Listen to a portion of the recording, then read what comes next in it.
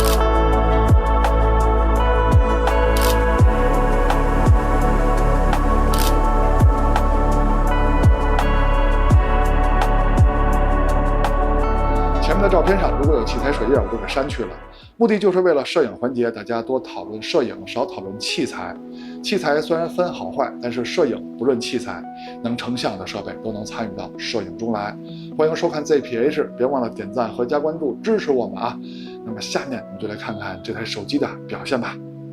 Robot Phone 能用来成像的镜头一共有3颗，在云台上的那颗呢就是主摄，还有超广角和 2.7 倍的长焦镜头。其实这颗 2.7 倍按照等效焦段来算呢，还是属于中焦范围。默认拍摄界面下给了5个焦段切换按钮，当然了，它还有更远的数码变焦。那么 0.5 倍的超广角、1倍的主摄、2.7 倍的长焦。那么2倍跟10倍呢是推荐的数码变焦焦段。画面的最下方有云台打开和收起的按钮，当云台打开之后，超广角和长焦就不能调用了，就只用云台上的主摄来拍了。这个时候无论是拍摄还是录像界面，推荐的焦段就剩1倍、2倍、4倍了，最远的数码变焦是10倍。中间的遥感图标当然是可以控制云台的指向了，双击是复位，当然也少不了镜头180度向后拍摄的按钮啊，这个时候主摄就变成前摄了。这次和阿莱合作的精髓就是阿莱电影模式，在这个模式下可以录制 SDR、HDR， 当然还有阿莱自己的非常强大的 Log C3 格式。当然手机里也内置了阿莱官方的 LOT 色彩，你可以在拍摄 Log C3 灰片的同时来预览套用这些 LOT 色彩之后的效果，也可以直接用这些 LOT 色彩去拍摄。当然我建议你还是先用 Log C3 的灰片拍摄完成之后再套用这些色彩。在拍摄的选项里也提供了非常丰富的云台操作，比如说横屏拍摄、竖屏拍摄、人物居中，就在拍摄的时候永远追踪这个人物，让人物处在画面的中心，还有各种运镜方式啊，这些都是最基本的功能，这台手机也都是具备的。那说到 Log C3 它有多强大呢？咱们可以看这段影片啊，注意看屋内是非常暗的，室外是非常亮的。那光比的差距有多大呢？注意看这段影片开头的时候你们已经看到了，室外的强光已经把女孩的胳膊照得完全过曝了。当时拍摄的时候用的是其他的，就是一般的设备，所以拍摄出来的效果呢就是这样的。那回到 Robot Phone 用 Log C3 格式拍摄的影片上，大家就可以看出来，无论是室内的暗部细节还是室外高光的亮部细节，保留的都非常充分。拍摄完成之后，你可以套用手机自带的阿莱官方的 LOT 色彩，当然你也可以自己去调色。总之 Log C3 格式的后期空间是非常大的。再分享一个拍摄技巧吧，咱们就借着这个影片说。当时环境的光比也是非常大的，户外的强光打在白色的狗狗身上，那是非常亮的，屋内是非常暗的。用 Log C3 格式拍完之后，暗部跟亮部的细节保留是非常完整的。后期调用各种色彩也没有问题，但是注意，屋内有一盏灯一直在闪，这是因为你的快门速度跟灯的频闪速度没有对上啊，没有关系，在拍摄的时候，这台手机也可以轻松的调整快门速度。你不用知道当前频闪的速度是多少，只要你一直调节快门速度，总能找到吻合上的快门速度，这个时候画面中就不会有频闪了。前面提到所有录像功能的基础就是默认设置下的录像表现，那现在看的就是主摄云台收起和云台展开的对比。可以看到两边的防抖都非常优秀，云台展开时防抖更强劲，两边的清晰度跟解析力都不错。现在是超广角的录像表现，左边是放大后的效果，可以看到超广角的防抖也是非常稳的，颜色的表现跟主摄比较接近，清晰度跟解析力也很好。现在是2倍数码变焦的表现，就是主摄的数码变焦啊，清晰度跟防抖是非常好的，可以看到平移的时候画面非常稳定，当然放大后看呢还是有一些数码痕迹的，毕竟是数码变焦嘛。现在是 2.7 倍长焦镜头的录像表现，清晰度是没有问题的，毕竟是光学焦段，防抖也非常不错，可以看到平移的时候画面很稳定。现在是录像最远的数码变焦焦段15倍的表现，解析力嘛就说还可以吧，毕竟是从 2.7 倍镜头数码变焦到15倍的。最好的还是防抖的表现，可以看到手持平移的时候防抖的效果还是很优秀的。现在是夜晚主摄的录像表现，依旧分云台展开和收起两种状态，可以看到云台展开的时候防抖确实更好一些。综合两边的防抖还有解析力细节呈现方面呢，在这么暗的环境下，主摄的表现已经可以了，就是有点鬼影。现在是超广角的录像表现，老观众是知道这个场景是非常暗的，那么这台手机的超广角呢，表现已经可以了。现在是 2.7 倍光学焦段的表现，在这么暗的场景呢，这颗光学长焦还是可以直接工作的。那么从清晰度、防抖还有画面的纯净度上来说，表现已经不错了。不过亮部细节的呈现呢，还需要加强啊，期待后期系统升级。现在是最远的录像焦段15倍数码变焦的表现，清晰度还是可以的啊，防抖也非常不错啊，毕竟是这么远的数码变焦了，还是在这么暗的地方，画面中数码处理痕迹明显也是正常。看完前面的录像表现之后，咱们还是要看看这台手机每一颗镜头的最基本素质，也就是光学素质和解析力怎么样。我们还是先从主摄开始聊，参数都列这儿了。老实说，当我第一次看到这么小这么袖珍的云台时，我以为它里边放的那颗感光器参数不会太亮眼，没想到它也是一个大底的2亿像素感光器，而且光圈也不小。看实拍样片，测试的方式就是手机的默认设置，拿起来就拍。那么中心解析力是没问题的，边角画质的把控呢也挺好，边角画质相对于中心来说下降的也不是很明显。再看一张样片，这个环境下拍摄出来的色彩可是够艳丽的。那么中心解析力依旧没问题，边角画质相对于中心来说下降的并不明显，但是有轻微的紫边。那作为第一颗云台主摄，我对它的光学素质一开始并没有抱太大期望啊，有点紫边我觉得是正常的。但是同样是光学素质，到了夜景的时候有惊喜啊！咱们往后看，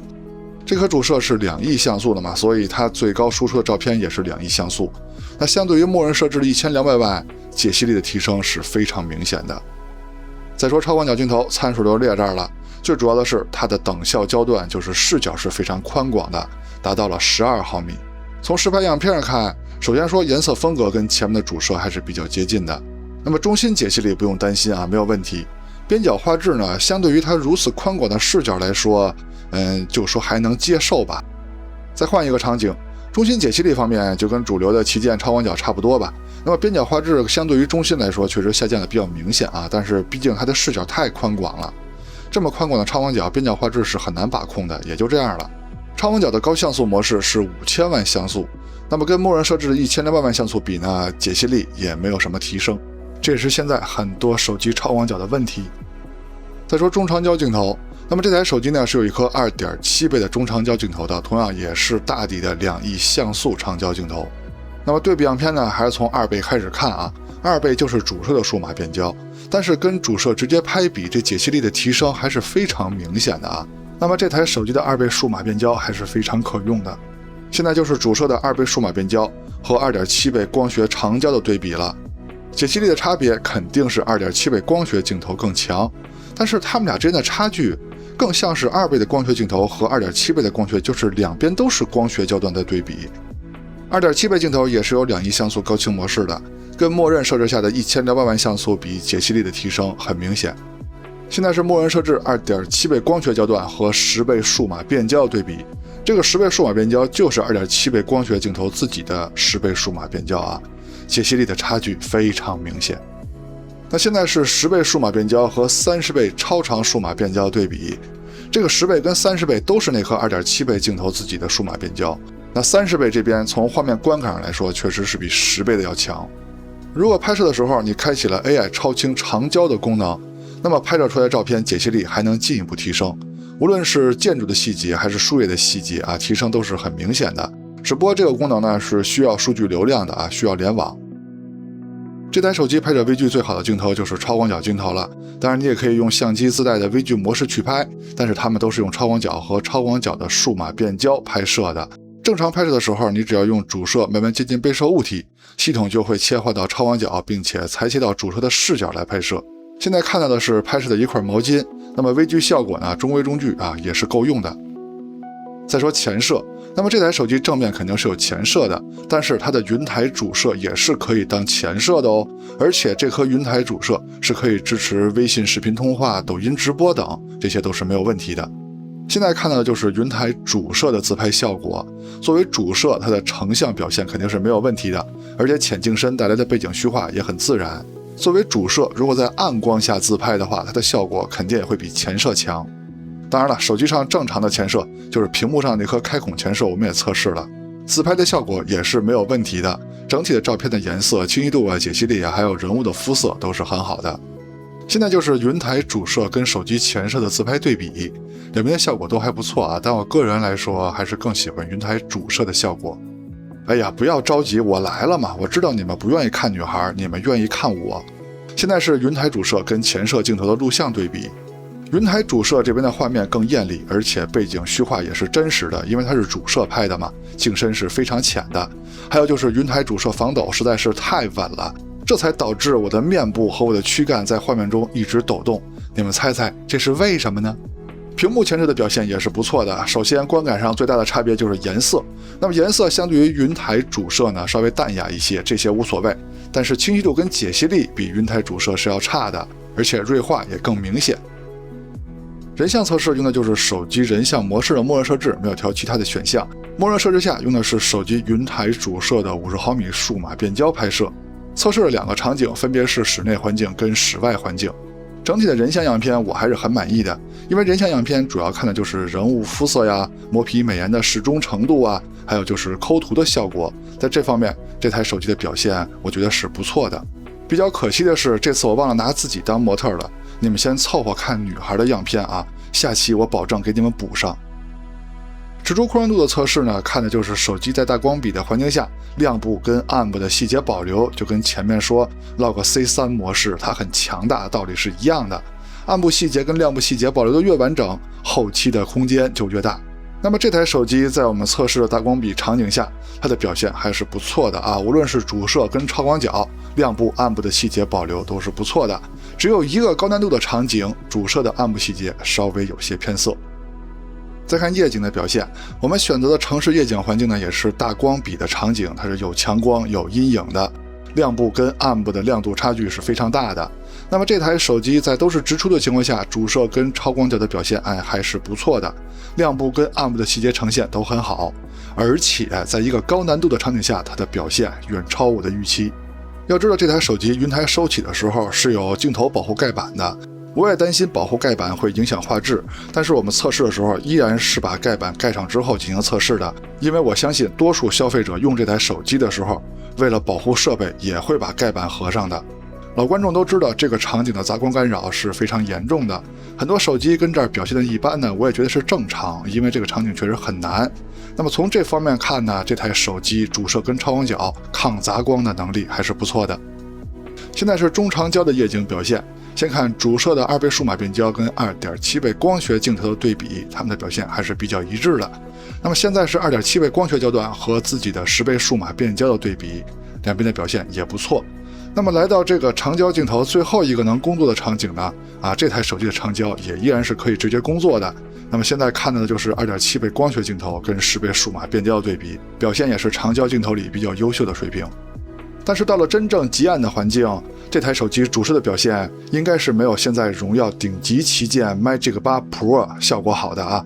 等到了下期节目，荣耀 Robot Phone 升级到了正式零售版固件的时候，我们也会让这两台手机对比一下，正好展望一下即将要发布的阿莱与荣耀合作的 Magic 9系列。关注我们，您就可以第一时间看到更新了。那么很久没有见过如此实际创新的手机了啊！第一次看宣传图的时候，还觉得这个云台是一个附件吧，没想到它们是一个整体，收纳的方式还如此的巧妙。那作为荣耀跟阿莱合作的第一款手机，在视频创作方面做得很棒。阿莱的 Log C3 格式加上阿莱的 LOT 色彩，不知道友商会不会眼红。在影像方面呢，在消费者关注的长焦上面做的也是很好的。那么前面的测试呢都展示过了，这里就不再赘述了。后面呢我们也会做对比测试敬请期待。最后，大家对这台手机的工业设计，也就是这台手机的造型方面满意吗？如果你喜欢就打1，如果你有其他的意见就打2。OK， 到结尾了，看完前面内容，希望在选择方面为您提供了帮助，也希望您能喜欢我们的节目，别忘了点赞和加关注支持我们。我们下期节目再见，拜拜。